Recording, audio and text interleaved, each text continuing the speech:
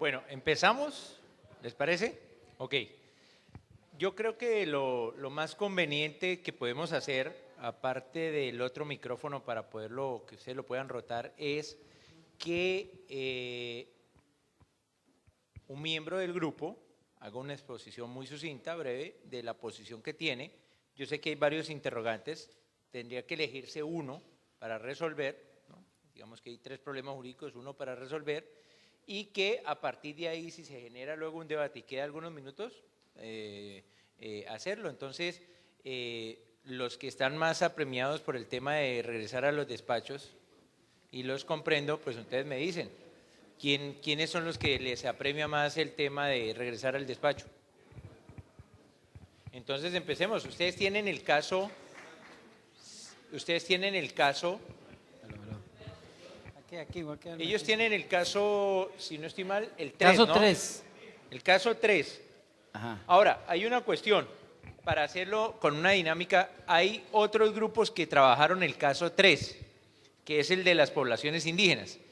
Entonces, la metodología sería la siguiente: ustedes plantean su posición y los demás grupos que hayan trabajado el mismo caso, para evacuar y hacer un debate mucho más amplio, pueden intervenir después de su señoría. Entonces, tienen la palabra. Muchas gracias. Muchas gracias. Bueno, el grupo de nosotros, compañeros, escogió el caso número 3, que es el que tiene que ver con la condenatoria que se hizo de un indígena por parte del Consejo de Ancianos de su comunidad, y posteriormente el Estado también lo investigó y lo juzgó con las leyes ordinarias. En ese caso, la conclusión a la que llegó el grupo, es que con relación a la primera pregunta de qué camino aconsejaría, bueno, sería agotar contra la sentencia que está dictada, ¿verdad? Agotar los recursos legales correspondientes, que sería eventualmente el recurso de apelación, y si no prosperara, pues el recurso de casación. Con base y concomitantemente indicaron los compañeros que también ensayar un recurso de habeas corpus con relación a la libertad del indígena condenado, en el sentido de que a través del control de la constitución, del control de la libertad del fulano, se determine de que su detención está amparada a una inobservancia de una serie de normas, que es las que ya paso a señalar. Igualmente que con el recurso de apelación se le haría ver al Tribunal de la Apelación de la sentencia que la sentencia tendría que ser declarada nula, porque aquí concretamente sería que sea declarada ineficacia la sentencia y de todos los actos que la preceden. Y los motivos que se ensayarían para ello es indicar que se inobservaron normas de rango constitucional, al inferirse del caso que se indica que la Constitución del Estado en que acontecen estos hechos reconoce la ley indígena como tal, reconoce toda la normativa de la ley indígena aplicable a este caso concreto. De ahí que entonces sería la inobservancia de normas de rango constitucional, de normas de rango supralegal, como sería la propia ley indígena que se indica acá, bajo la que juzgaron el Consejo de Ancianos a este miembro, igualmente inobservancia de normas de carácter legal. La legal sería la ley indígena y la supralegal sería la Convención Americana sobre Derechos Humanos y el Convenio 169 de la OIT. Ahora bien, resumiendo sobre cuáles serían las violaciones que encontró el grupo, es de que más allá de que estemos en presencia de tal vez de un non bis in idem, es decir, de un doble juzgamiento por unos mismos hechos, uno acaecido en el seno del Consejo de Ancianos conforme a las costumbres, tradiciones y valores de esta comunidad indígena, y el otro que sería el juzgamiento que se hace a partir de la aplicación de normas del ordenamiento jurídico ordinario. En ese sentido, consideró el grupo que hay primero que nada, que tiene que haber una prevalencia del derecho consuetudinario que ampara a esta persona frente a las normas de orden, al ordenamiento jurídico ordinario. Y con esto un poco me adelanto a hablar un poco de la última situación o el último supuesto de lo que es el alegato que haría el Estado si fuese llevado a una corte demandado ante una Corte Internacional de Justicia, de Derechos de la Corte Internacional de Justicia, sobre lo que es la teoría de las normas de la aplicación inmediata. En el sentido que para el tribunal ese argumento o esa tesis no sería válido por cuanto las normas convencionales y las que se derivan de esta y los principios que informan todo el sistema interamericano de derechos humanos prevalecen por encima de cualquier norma ordinaria. Amén de ello, al establecerse en el caso de que hay una ley indígena que es reconocida por la Constitución de este Estado, entonces eso nos lleva a relacionar o interpretar sistemáticamente junto a la ley indígena todos los derechos y garantías que subyacen a partir de la normativa del convenio 169 de la OIT. Es así como encontramos entonces que en el artículo 2.2b, que es el que se establece y se regula el convenio, las normas sobre el consenso, de la aplicación de normas, y el 5.b, que es el que señala que los estados en los que se haya admitido la aplicación del derecho de la Convención de Derechos Humanos y todas las prerrogativas de derechos con relación a comunidades indígenas, deben respetarse los valores, prácticas e instituciones de los pueblos indígenas y tribales. Igualmente, siguiendo con esta normativa, vemos que en el artículo 8.1 se dice que deben tomarse en consideración las costumbres y derechos consuetudinarios. Eso ya nos va permitiendo pues dar luz a que la actuación del Estado, amparada al principio de aplicación inmediata de las normas, no es tan válido, no resulta tan válido, si no puede prevalecer ese principio por encima de normas convencionales y normas que regulan situaciones especiales o hechos culturalmente condicionados. En el artículo 8.2 también nos encontramos que se regula de que se aplicará la ley indígena siempre y cuando no se contraponga a derechos fundamentales nacionales ni derechos humanos internacionales reconocidos. Y aquí no estamos en presencia de una situación en la que haya una transgresión a lo que dentro del sistema interamericano de derechos humanos o dentro de una conceptualización mundial podamos definir de que sea violatorio a la dignidad de la persona o que estemos ante un evento o un hecho que efectivamente, por más que pudiésemos tratar de entenderlo y ajustarlo y conciliar las costumbres y tradiciones de una comunidad especial como sería la indígena con la legislación ordinaria, encontramos de que efectivamente no hay contraposición, más bien la condenatoria a partir de la ley ordinaria que se hace de este indígena se hace más bien a contrapelo de derechos fundamentales y derechos internacionalmente reconocidos. Igualmente el artículo 9 señala que deben respetarse, y aquí esta es la parte sustancial más importante para el grupo que resuelve la causa, es que el artículo 9 señala que deben respetarse los métodos para sancionar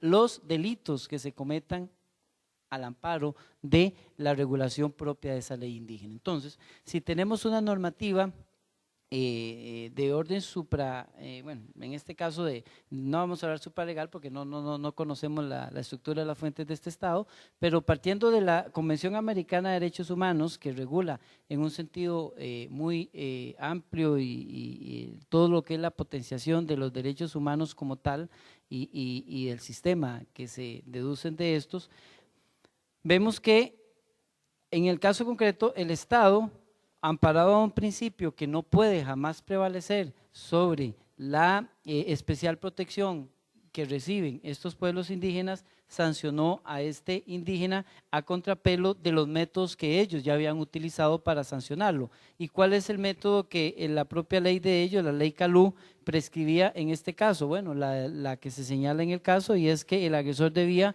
mantener a la familia del lesionado por el periodo que duraran las secuelas físicas y se encontrara obviamente impedido para trabajar esta persona o procurar economía a su hogar, pedir perdón públicamente a los ofendidos, a la comunidad y no tener acceso a cargos públicos en el seno de esa comunidad por espacio de 2 años, lo que le fue aplicado a esta persona o en lo que consistió la condenatoria. De tal suerte que para ir finalizando, entonces el grupo considera de que efectivamente aquí hubo una inobservancia por parte del Estado a la convencionalidad de ese caso en concreto. Se desconocieron no solo los alcances del Sistema Interamericano de Derechos Humanos como tal, como marco jurídico, sino también se desconoció la ley indígena reconocida, valga la redundancia, constitucionalmente por el Estado, y a su vez se desconoció el convenio 169 de la OIT en cuanto es específico en cómo es la forma de proceder en estos casos. Esa sería la posición del grupo de nosotros. Muchas gracias al colega. ¿Qué otros grupos tuvieron este mismo caso y con una perspectiva que pueda diferir en algún sentido, ¿no? ¿Qué otro grupo de los que tuvieron poblaciones indígenas que quisiera participar en este momento?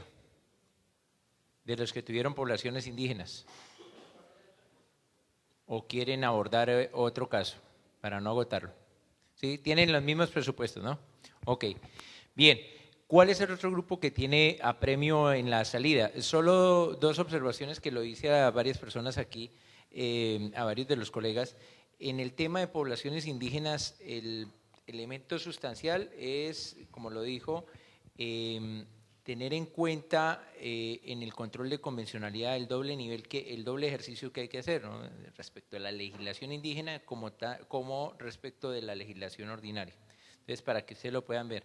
Pero también ustedes pueden observar que este tipo de casos plantea una ampliación de lo que decían esta mañana los expositores, referida a cómo protegiéndose un derecho de un individuo, al final se está resguardando una dimensión colectiva, ¿no? Entonces la dimensión colectiva de los derechos humanos encuadrada en la comunidad indígena, en preservar su jurisdicción, su legislación, ¿no? Y las formas propias. Vamos con el segundo grupo, el grupo que estaba con apremio. Señora, ¿tiene usted que dar anuncios? O sea que... no hay problema, la rifa, por favor. Es que ya se van los de la cooperativa. Ya adelantándonos un poquito y entrando un poco más en el tema, vimos que hay un choque de intereses entre el derecho fundamental de la educación y diferentes intereses de la administración, como lo es el interés de seguridad pública y un reordenamiento de presupuesto. Entonces, entre las diferentes acotaciones que llegamos, podemos destacar que efectivamente no se puede hacer una preponderación de un interés administrativo sobre un derecho fundamental. Y vamos a ver qué más.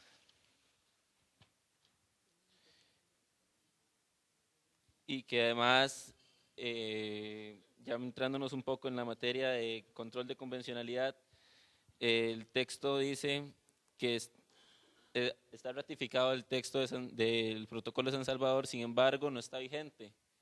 Aquí entra algo interesante en lo que, a pesar de que no está vigente, se puede aplicar el protocolo de San Salvador para la materia de una regulación que regula mucho lo que es materia en educación, mediante algo que llaman el efecto directo de diferentes convenciones. Entonces, lo que se hace es que, a pesar de que no está ratificada, se aplica para reafirmar y darle una mayor protección a un derecho fundamental como lo es el de la educación, gratuita y obligatoria a los niños de primaria.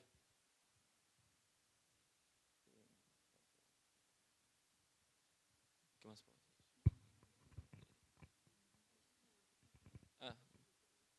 Y viene una pregunta, la número 3, que habla sobre que hay, bueno, la voy a leer mejor.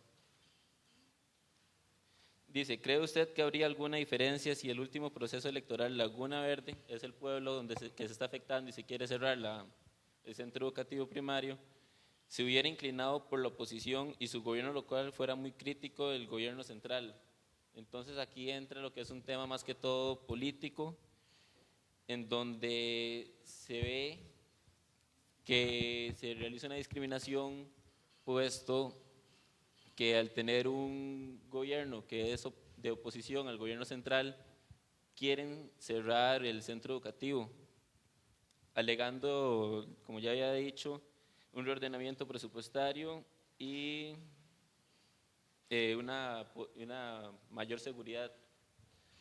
Sin embargo, este tema de venganza, del punto 3, entraría en un tema de discriminación, de la no discriminación, que también está regulado por diferentes convenciones, más específicamente el Pacto de San José. Entonces, mediante ese control de convencionalidad y dándole una mayor protección a estos derechos, concluimos que efectivamente sí se puede utilizar un control de convencionalidad para este caso y evitar que cierren una escuela primaria. Bien, ¿algún otro grupo quiere hacer una aportación a este caso de educación? Que no estén cansaditos, yo entiendo. En este caso yo les refiero, para que tomen nota si quieren, está el caso del Instituto de Reeducación del Menor versus Paraguay. No, es una sentencia de la Corte Interamericana de 2 de septiembre del 2004, que pueden ver. Lo que son temas de educación, yo les decía, educación, trabajo, derechos sociales, culturales, ¿no? Derechos colectivos, lo que era el voto disidente y posición minoritaria de Antonio Augusto Cansado Trindade va a convertirse en unos pocos años en la posición mayoritaria, ¿no? Y bajo la tesis de que el desdoblamiento hoy de los derechos ya no opera bajo generaciones de derechos, ni derechos de primera o segundo rango, sino la composición de un conjunto complejo de derechos que debe ser tutelado. Entonces, incluso en este caso de del Instituto de Reeducación hay un voto razonado del mismo juez Cansado Trindade. Miremos entonces el grupo de ustedes, ¿qué caso escogieron?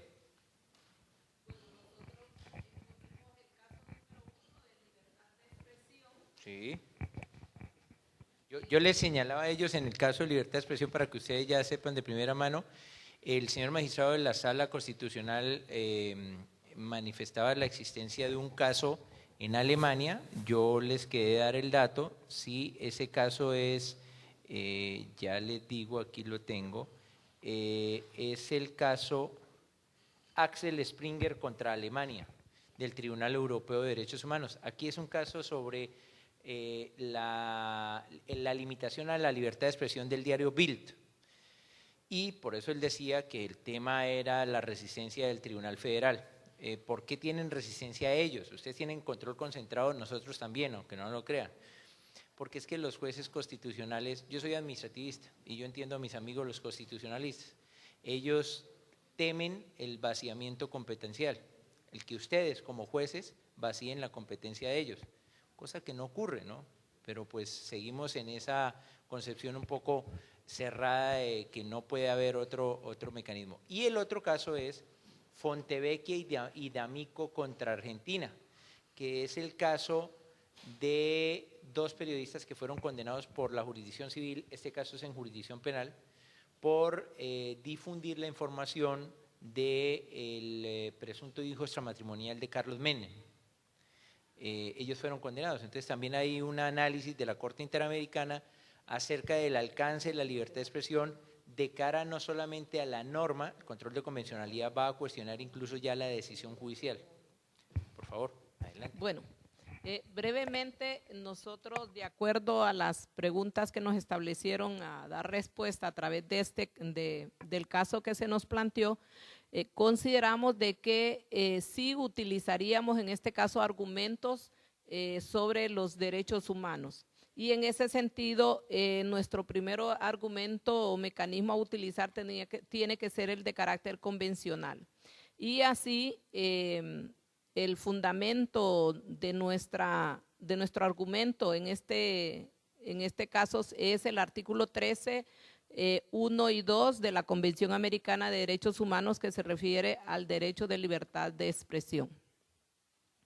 Luego, consideramos de que haríamos uso como un instrumento para sustentar que se estaba incurriendo en arbitrariedades violatorias de derechos humanos, en este caso a la libertad de expresión y al derecho que tienen los ciudadanos y ciudadanas de estar informados.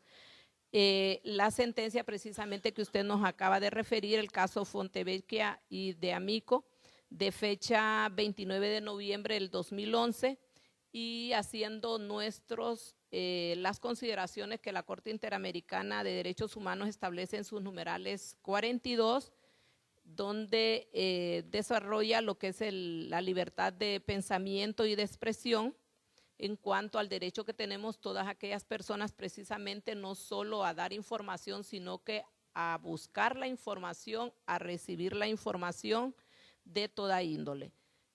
También que si bien es cierto, todos tenemos el derecho a la libertad, también hay ciertas restricciones, pero de acuerdo a la Corte también estas restricciones tienen que ser eminentemente excepcionales. Y bajo ese carácter excepcional, entonces los medios de comunicación pues deben de cumplir su función y asumir su responsabilidad, pero sin ser sometidas a una censura previa.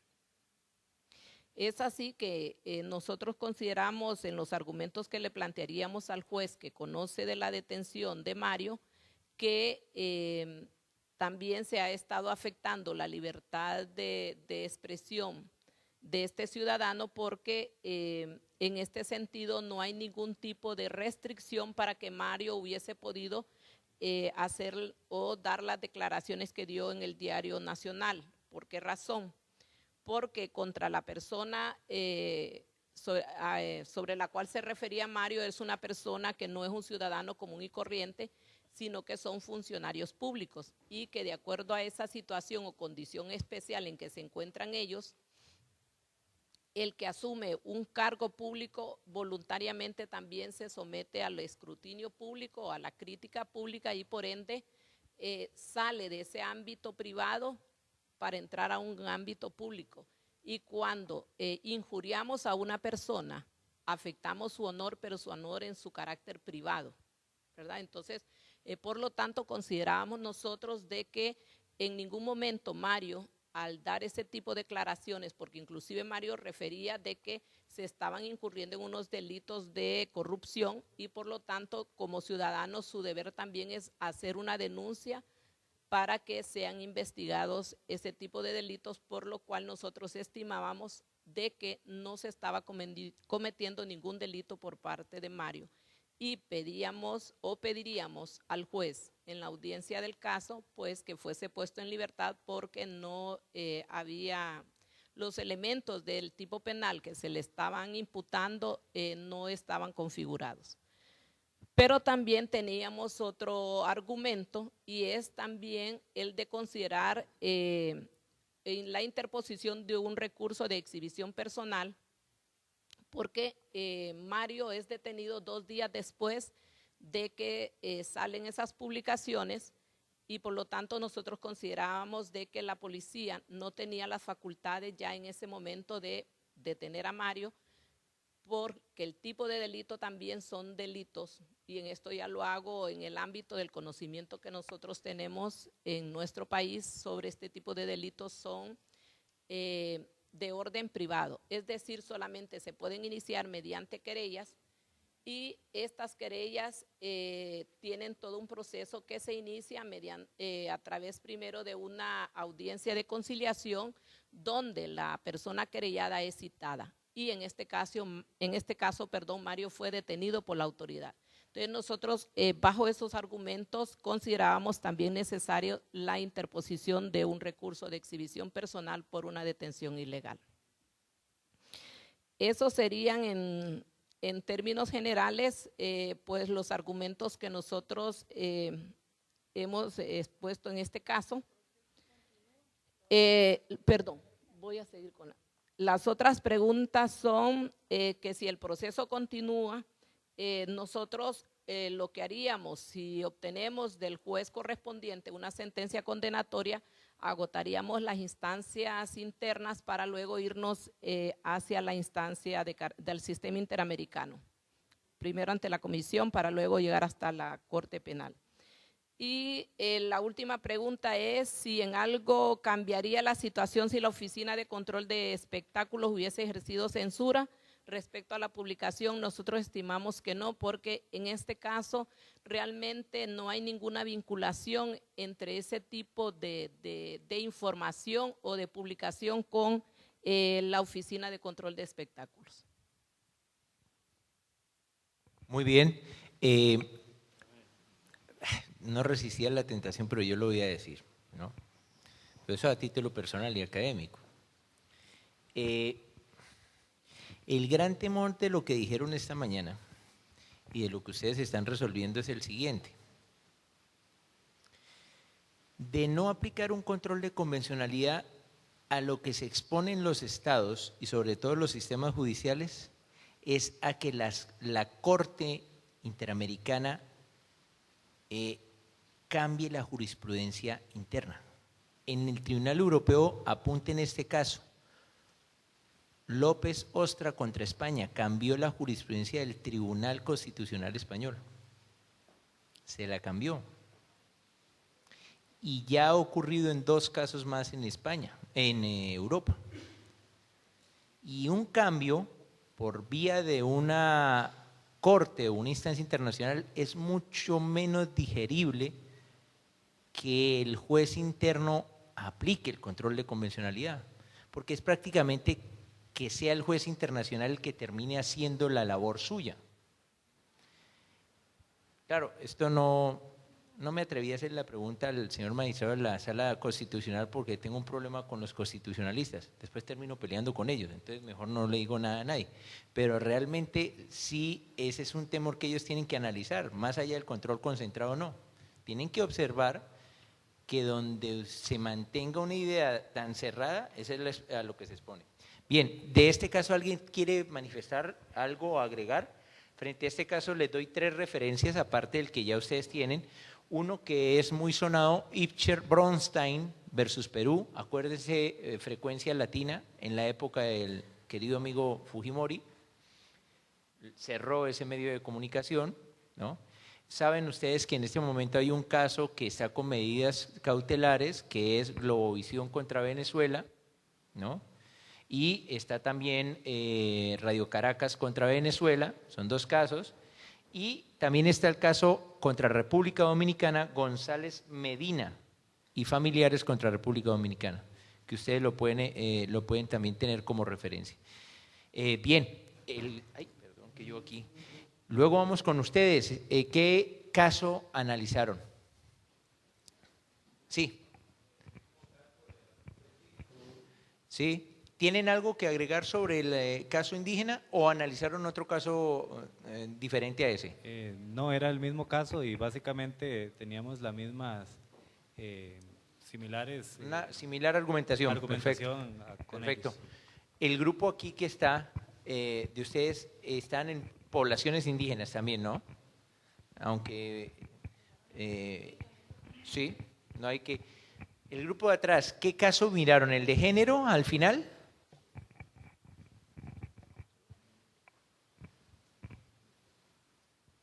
Sí, disculpe. Sí, señor. ¿Qué caso miraron? Nosotros miramos el que ya habían hablado de los indígenas. Ah, ok. Y también discutimos un poco, pero realmente no nos resolvimos todo el caso del aborto. Si quiere hacemos algunos planteamientos que se referían a ese caso. Adelante, por favor. Ok. En el caso del aborto, bueno, realmente no habían preguntas en concreto, ¿verdad? Eso nos dio un poco lugar a discutir sobre algunos puntos de choque de diferentes valores tutelados por el ordenamiento jurídico. Teníamos por una parte el problema de la tutela, por decirlo de alguna forma, a la salud o a la vida más bien del niño que está por nacer, y también el problema de la decisión de la mujer en cuanto a su voluntad o no de abortar en las circunstancias concretas en las cuales se estaba presentando el caso. Básicamente, la discusión del grupo se centró en si esa voluntad de la mujer de poder decidir sobre su aborto en estas condiciones debía o no prevalecer sobre la tutela del niño que estaba por nacer. Planteamos la situación que en materia de derechos fundamentales, inclusive pueden existir derechos, todos van dirigidos hacia la protección de la persona humana como tal y sobre todo de su dignidad. Y muchos derechos están también reconocidos a nivel de derechos humanos, están funcionalizados hacia esa tutela fundamental. Básicamente en el grupo también se presentó discusión sobre la posición de la mujer en el sentido de que eventualmente estaban en una situación de afrontando un divorcio y también su nueva pareja o convivente está, por decirlo de alguna forma, impulsando decisiones por parte de ella que ella en cierto sentido también adopta. En términos generales, la posición del grupo, en este caso particular, fue que eventualmente la tutela de la vida del menor y también tomando en cuenta los deberes que hay de protección del menor, que están también reconocidos a nivel de convenciones internacionales, como la protección del derecho de niños y adolescentes, y además de las normas también convencionales que protegen la vida, podría prevalecer en este caso. Sin embargo, tampoco nos animamos a decir que hay una solución uniforme en muchos otros casos que se pueden dar también de tutela a la decisión de la mujer en casos en que se esté afectando su dignidad, también su derecho a salud o derecho a la vida. Pero la conclusión del grupo estaría en el caso de que eventualmente sería factible la protección de la vida del niño que estaba por nacer o del niño que está en gestación. En todo caso, bueno, aquí se habla también de una acción de amparo, que es un poco difícil de establecer dentro de este caso hipotético, si el amparo se refiere a un amparo conforme a la legislación nuestra o no. Estaríamos inclusive planteándonos si es un amparo contra sujetos de derecho privado, porque tanto la madre del menor que está tomando esa decisión y eventualmente al médico que lo están involucrando acá serían sujetos de derecho privado y no serían, por decir así, sujetos de derecho público. Pero también nos planteamos que esa misma situación no solo se podría plantear en una supuesta sede de amparo, sino también en una acción de protección de menores ante jurisdicción de niñez y adolescencia, pidiendo medidas cautelares, etcétera. Con lo cual el problema a dilucidar sería el mismo de prevalencia o no y aplicación directa de convenciones internacionales y derechos fundamentales a la solución del caso concreto. Entonces, básicamente, esos fueron los puntos que analizamos después de haber analizado también los indígenas, pero la posición del grupo fue entonces, en este caso concreto, de tutela al derecho fundamental a la vida, en contraposición a otro derecho fundamental, que es el derecho fundamental de la mujer a su propia decisión. Sí es evidente una colisión de derechos, pero en este caso concreto nos inclinamos por esa. Este caso les recomiendo tener en cuenta unos cuantos aspectos. El primero es, hay al menos 122 observaciones de diferentes instituciones de la ONU acerca de la relación aborto-derechos humanos. Hay 122 observaciones. Y las observaciones se centran en los siguientes temas para que ustedes tengan en cuenta cuando se aborda esto. Es un problema de derecho a la salud, es un problema de sanidad pública, de atención médica, es un problema de derecho a la vida, es un problema de no discriminación, de igualdad, es un problema de seguridad personal, de privacidad, de derecho a no ser sometido a tratos crueles, inhumanos y degradantes, derecho a decisión y a la decisión de crear una familia, derecho a los beneficios del progreso científico y sobre todo el equilibrio entre el derecho individual y la esfera moral religiosa. Y esto lo digo porque son todos los extremos que va a tocar un caso de aborto. El caso de aborto implica muchas cosas y es importante que ustedes lo tengan en cuenta porque los sistemas normativos internos tienen el gran inconveniente que están tendiendo a la legalización. Les voy a poner solo el ejemplo de Colombia. La Corte Constitucional acaba de avalar 3 supuestos en los que procede el aborto. La pregunta para la Corte Constitucional nuestra es, ¿esos 3 supuestos tuvieron en cuenta un equilibrio ponderado frente a las convicciones o concepciones religiosas? Y aquel que tiene una convicción o concepción religiosa podrá invocar el caso ante la Corte Interamericana por entender que la norma y la decisión de la Corte Constitucional contravienen la Convención Americana, y qué tipo de control de convencionalidad se aplica o no, y si el juez interno diferente al constitucional puede hacerlo. Entonces, estos casos no hay un referente aún, pero yo sé que llegará a la Corte Interamericana para que lo tengan en cuenta. Nos quedaría el grupo de ustedes, no sé cuál trabajaron. Buenas, nosotros trabajamos el caso cuarto, que ya fue expuesto por los compañeros que se retiraron, relativo a acceso a la educación.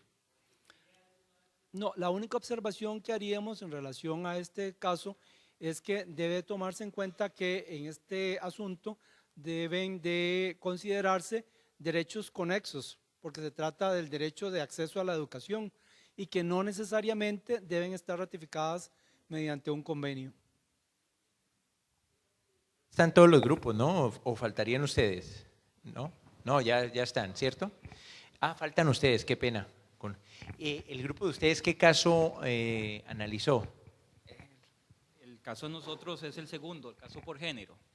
Ah, ese es excelente porque es un tema, les estaba diciendo frente al caso de género, si me lo permiten un minuto, hay un caso,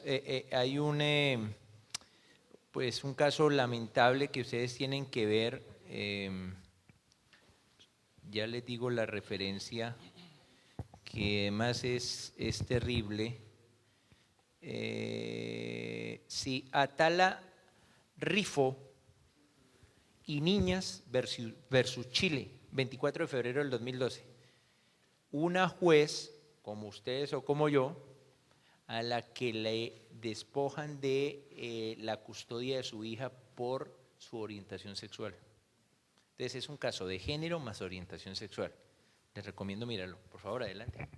Bueno, esto se trata de un caso de una doctora que participa de un concurso público. Ella se viene desempeñando el cargo y cuando sale a concurso se nombra a otra persona con menos idoneidad. Y cuando ella solicita la explicación por qué no se le nombra, dice que es por su condición de mujer, que que puede carecer de atributos de estabilidad emocional. Bueno, nosotros el caso lo analizamos desde la perspectiva costarricense. Nosotros aquí tenemos vasta legislación para la protección de la mujer. No obstante, tratándose de un derecho fundamental también así declarado por la Declaración Relativa a los Principios de Derechos Fundamentales de la OIT del año 98, que se trata precisamente sobre la eliminación de la discriminación en el empleo y la ocupación, también tendría una protección por parte de la Corte Interamericana de Derechos Humanos por tener un derecho de carácter supranacional. En esto tal vez, nada más, ya por lo avanzado de la hora no voy a ahondar mucho, pero la Sala Constitucional nuestra ha señalado ya en fallos desde el año 2000 para atrás, para acá, la posibilidad del juez ordinario de acudir a normativa supranacional, aunque no haya sido ratificada por Costa Rica, cuando se trata de derechos fundamentales. En este caso, siendo el derecho del empleo un derecho fundamental, no existe ningún impedimento por parte del juez ordinario para la aplicación de esa normativa.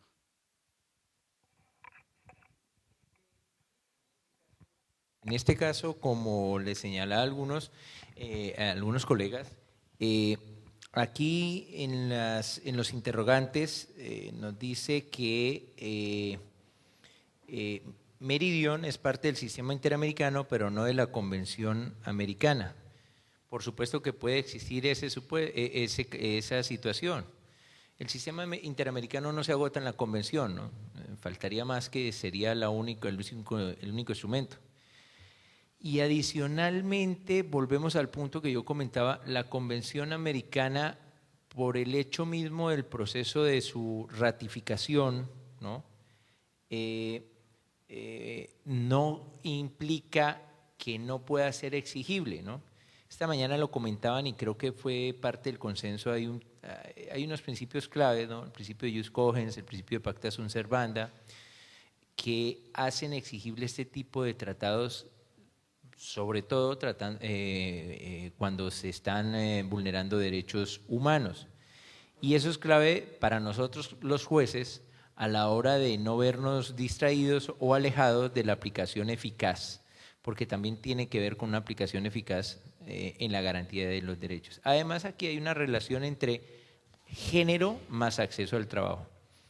De estos casos les recomiendo, para que vean en temas de género, caso Vera Vera contra Ecuador, el caso Mejía y Drobo contra Ecuador, en casos de género, que ustedes puedan mirar. El caso Vera Vera es un caso un poco lamentable, la indebida atención médica de una mujer en Ecuador.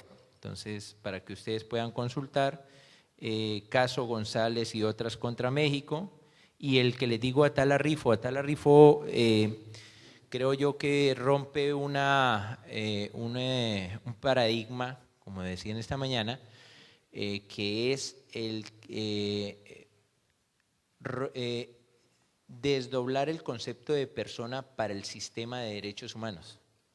Es decir, el concepto de persona no se agota en individuo, hombre y mujer, sino que trasciende. Y eso es importante para Atala Rifo, porque no deja de ser persona usted por su orientación sexual. Entonces es importante que ustedes lo miren. De mi parte les digo, le agradezco yo aquí a la asociación, le agradezco a Adriana. Yo soy digamos que un colaborador accidental, pero me siento agradecido por ello, porque he podido compartir con ustedes, he escuchado, me he formado. Estaré mañana, me regresaré, pero me voy a ir con muy buena información, conociéndolos a todos ustedes, respetándolos. Mi mensaje a ustedes es que los que estén en proceso de docencia o sean docentes, la clave es romper con dogmas, ¿no? Es decir, más allá de que el control sea concentrado o no, aquí nadie está llevando una demencia judicial.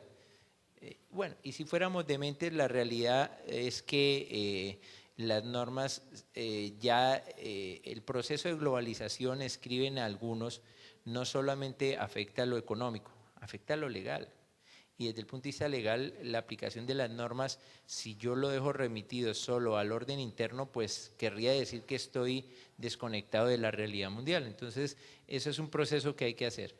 Muchísimas gracias, su país es muy bonito y yo estoy muy agradecido.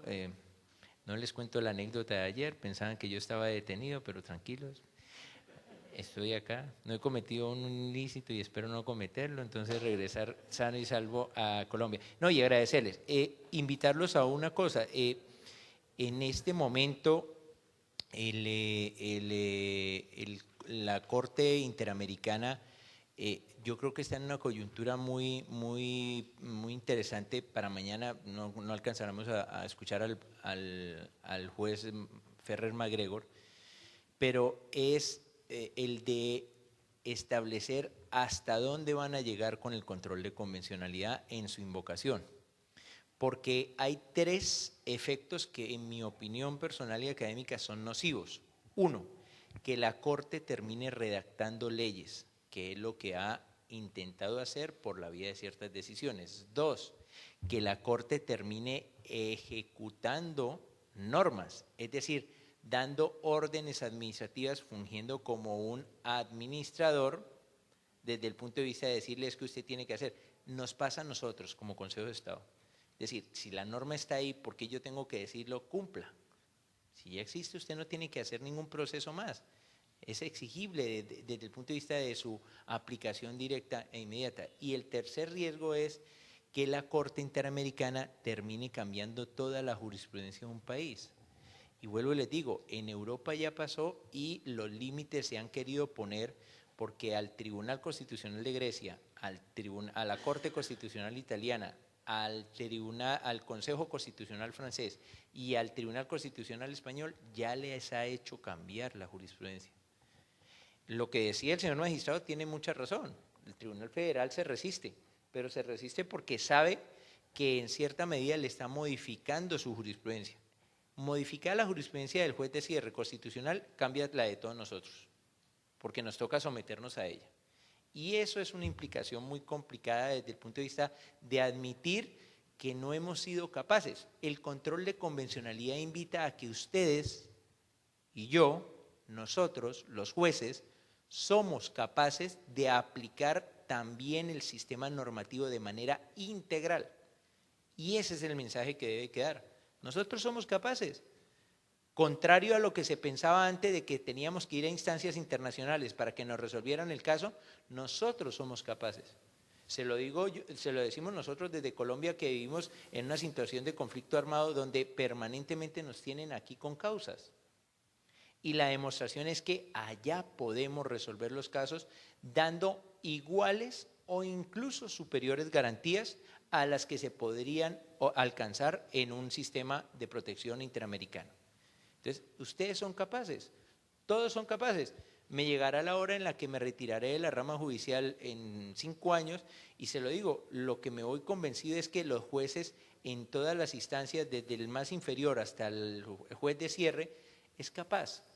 Lo único es que vive muchas veces atenazado. Ahora, haciendo una advertencia que comparto con el señor magistrado de la Sala Constitucional, el grave inconveniente para nosotros los jueces es la preparación deficiente, y eso pasa en Colombia como acá, la preparación deficiente de nuestras facultades de derecho en el tema de derecho internacional público, porque hay que hacer una identificación clara de lo que es derecho duro, llamado hard law, o el derecho vinculante, y el derecho blando del soft law.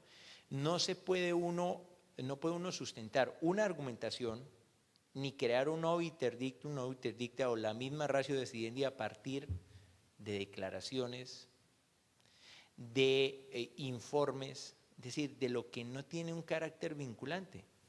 Eso sí es un flaco favor desde el punto de vista del control de convencionalidad, y mucha gente escribe y muchos deciden, y no estoy criticando a nadie, pero mucha gente lo hace con base en esos textos, pensando que son vinculantes.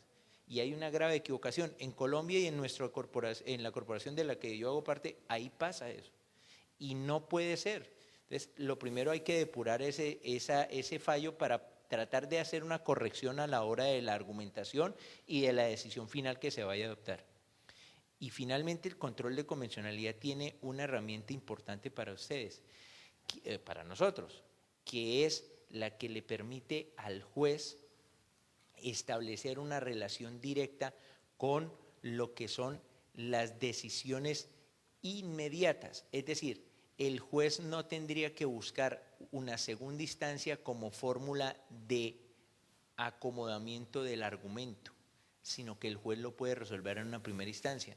La eficacia de la justicia no está en crear muchas más instancias ni abrir instancias internacionales, sino que el juez lo puede hacer el que lo conoce. Nosotros somos juez de segunda instancia y se lo digo, el gran inconveniente, se lo comentaba un colega, después de 15 años de revisar pruebas. ¿Con qué garantía después de 15 años? Ni siquiera las hemos visto, no hemos visto a los personajes que están enfrente declarando, rindiendo un testimonio. Y eso lo que hace es disminuir la garantía del acceso a la administración de justicia, porque el que es juez, sea o no idóneo, tiene sus predicamentos. Como les digo, muchísimas gracias, doctora Diana. Yo soy un accidente aquí, pero lo agradezco con humildad porque he podido aprender de ustedes, compartí un momentico con ustedes. Espero que haya podido colaborar en la tarea que me encomendaron. Era hasta aquí y así la hice, así que cumplí con la tarea encomendada. Muchas gracias. Buenas